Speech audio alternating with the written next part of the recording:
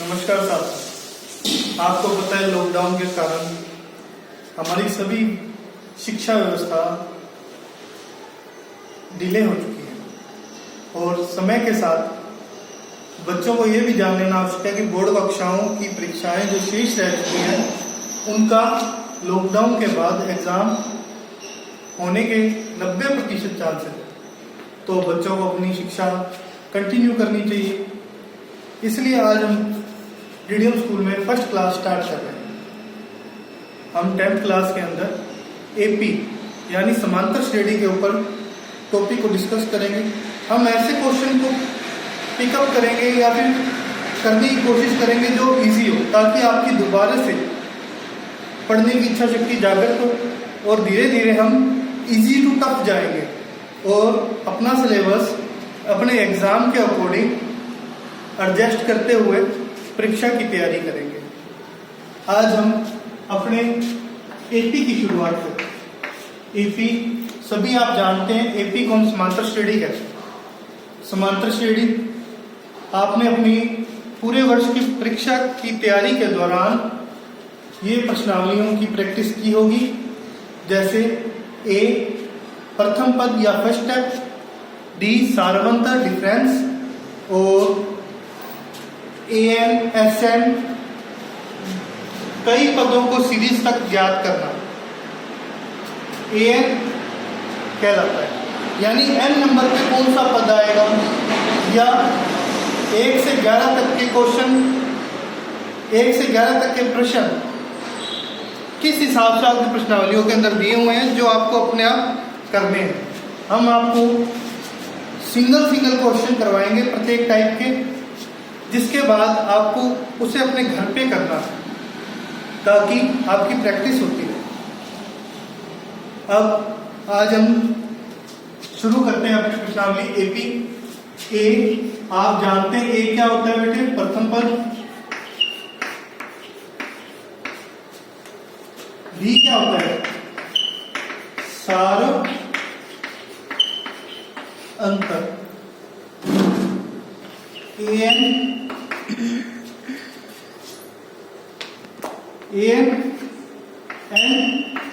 Number. जिस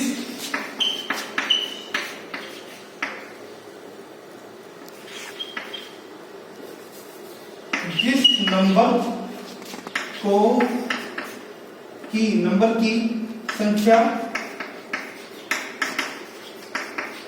आपने ज्ञात करनी है। एग्जाम्पल लेते हैं अपने।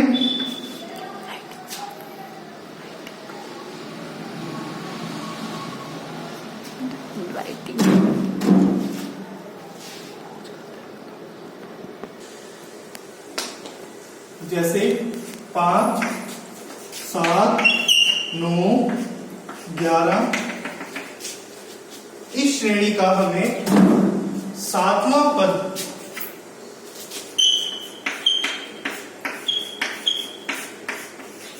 याद करना है। अब देखिए यहां पे अपना प्रथम पद क्या हो जाएगा? ए यानी 5 एंड डी क्या हो जाएगा बेटे? A2 minus A1, A3 minus A2, A4 minus A3।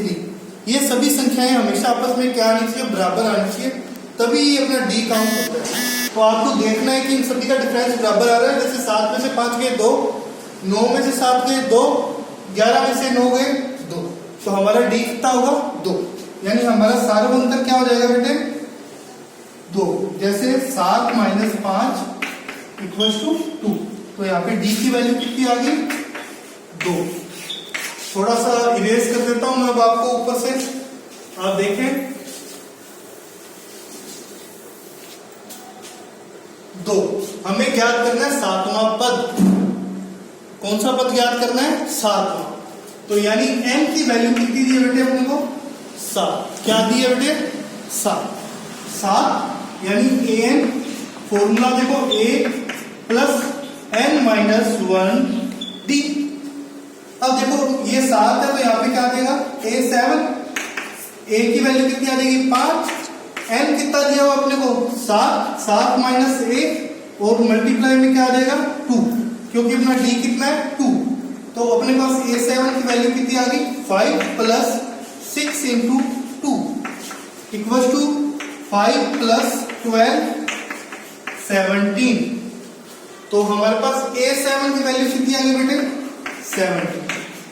यही क्वेश्चन था, बस ये कितना इजी आप देख सकते हैं। इसी टाइप के सभी क्वेश्चन आपको अपनी बुक में से करने हैं। अभी अपने एक एग्जांपल और लेते हैं। अब इसे इरेज करके अपने नेक्स्ट क्वेश्चन लेते हैं एक और, ताकि आपके डाउट्स क्लियर हो जाए। अगर बेटे तेज है तो आप कमेंट करके बता सकते हैं कि आप सब तेज पढ़ा रहे हैं। वैसे मैंने इसीलिए तेज पढ़ाया है कि ये तो बस रिवाइज करने के लिए। अब नेक्स्ट क्वेश्चन देखिए बेटे, इसी की तरह 13, 17, 21 8वां यानी 8 स्टेप पूछ लिया। अब मेन बात देखो, अपने सबसे पहले देखना है कि दोनों का डिफरेंस बराबर है कि नहीं। जैसे 17 में से 13 गए 4, 21 में से 17 गए 4, तो अपना डी आपको कंफर्म हो गया होगा कि 4 ही आएगा। तो अपने पहले लिखते हैं a 13, d 17 minus 13 equal to 4 and n is 8। अब अपने फॉर्मूला लेते हैं, जो अपने गिवन फॉर्मूला है। फॉर्मूला पेपर के अंदर, एग्जाम के अंदर जरूर मेंशन करना होता है, जिससे आपके आंसर का पॉजिटिव वे दिखता है कि इसको पता है बच्चे को कैसे ड्राइव हो रहा है। an equal to a plus n minus 1 d। अब an कितना है बेटे 8, a कितना है 13 प्लस n कितना है, n अपने पास 8 माइनस 1 d कितना है बेटे 4। तो 13 प्लस 4 13 प्लस 28 8 और 3 11 अंसिफाई 1 2 और 2 4। तो आपका आंसर कितना आ गया A8 41।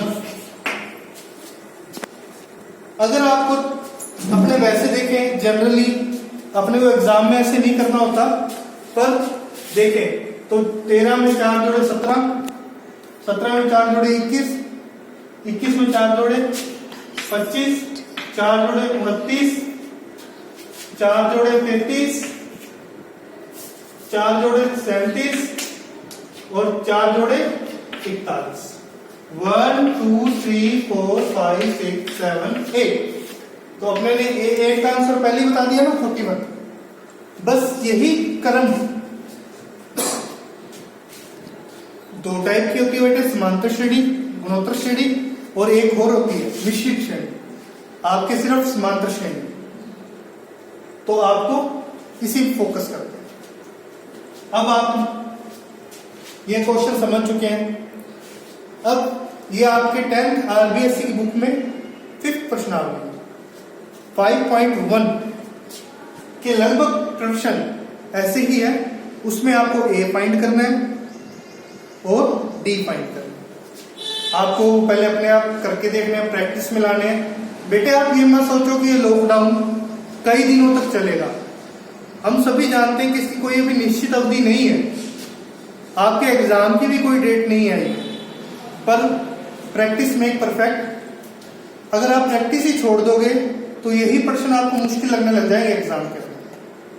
जो कमजोर विद्यार्थी होते, कमजोर कोई नहीं होता, पर जो सवाल नहीं कर पाते, वो अगर धीरे धीरे अब इस मौके का फायदा उठाएंगे तो शायद तक इतनी छुट्टियां गणित और बाकी पेपरों के लिए कभी किसी को नहीं मिली होगी। अभी आप जितने आपके पेपर हो गए हैं उनका प्रेशर भी नहीं है आप पे, तो आप ये क्वेश्चन खुद करके अपनी प्रैक्टिस कर सकते हैं। अब कल भी आपको एक वीडियो मिलेगी और कल इससे बेटर मिलेगी। फर्स्ट डे था तो जैसे फर्स्ट डे पे आपको हेजिटेशन होती है वैसे मुझे हेजिटेशन हो रही है। तो अब देखते हैं, कल आपसे मिलेंगे। कल अगर आपके कोई क्वेश्चन हो तो व्हाट्सएप पे भेज देना। व्हाट्सएप नंबर है 9782552383। Thank you.